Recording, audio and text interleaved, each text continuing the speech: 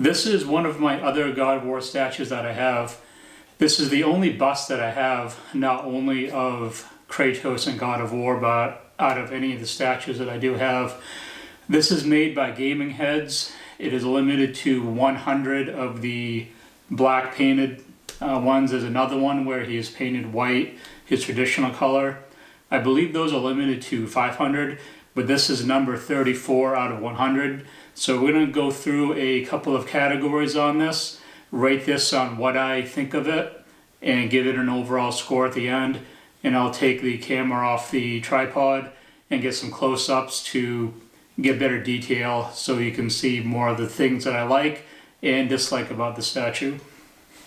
I'm going to rate this in a few different categories. The first one is going to be fit and finish. I'm a little cheat sheet so I don't screw shit up.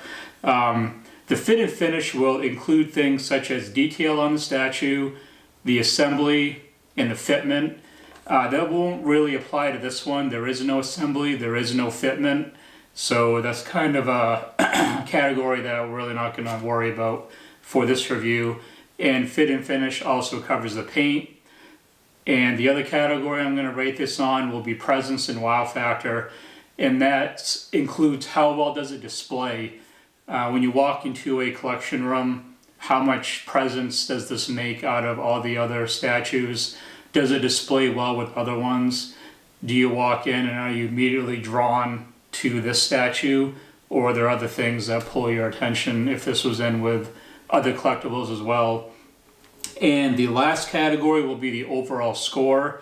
All these will be based on 1 to 5, but the overall score 1 to 5 is based on number 1 being if the statue is actually crap, but you're such a hardcore fan that you would still go and buy this anyway just to have it.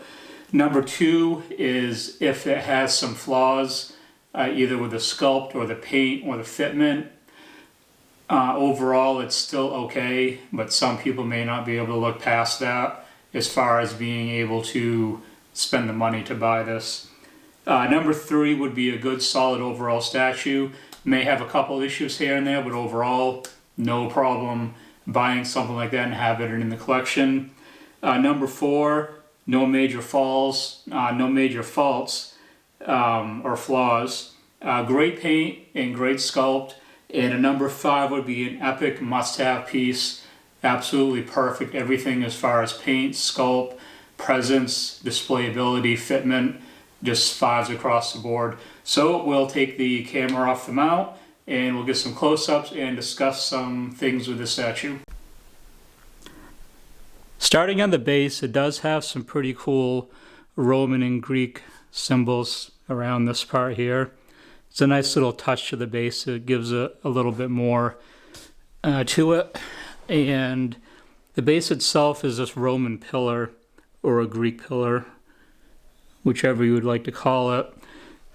Overall, it looks pretty good. But the issue that I have with it is even though it looks nice, I'm not sure how well you can hear that, but that's not polysewn. It almost feels like plastic, and that's not cool in my opinion. I feel as though this entire statue should be polysewn, and this pillar definitely is not polysewn. As we move up to Kratos himself, his paint is pretty good. It's covered well over all of his body, so there's no real issues with his paint except for one thing.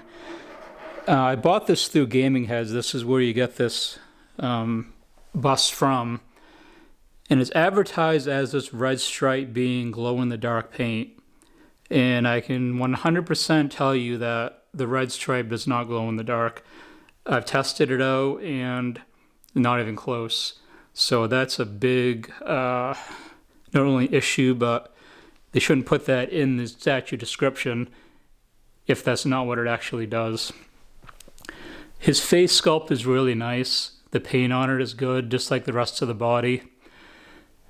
The one issue I have is that his eyes do not look that real. They look like they're stickers. And I think those definitely could have looked much better than what they do. So that could have definitely been some improvement.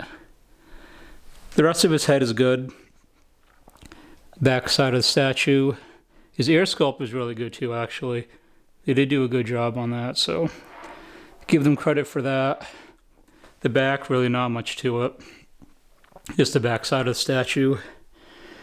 And Kratos himself it's definitely hollow.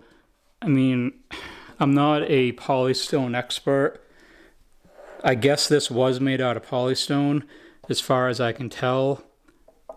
But it sounds very hollow. So it's definitely hollow, whatever it's made out of. But it almost doesn't feel like it's actual polystone. So definitely feels different than the other ones that I have. So we'll throw the camera back up on the tripod and go over some scores on this thing. So despite some of the flaws that this thing does have, what's my personal opinion on this? As far as a fit and the finish go, which includes the detail, assembly and fitment, which doesn't matter for this one. There is no assembly and there is no fitment for any parts. In the paint, I think the detail is good.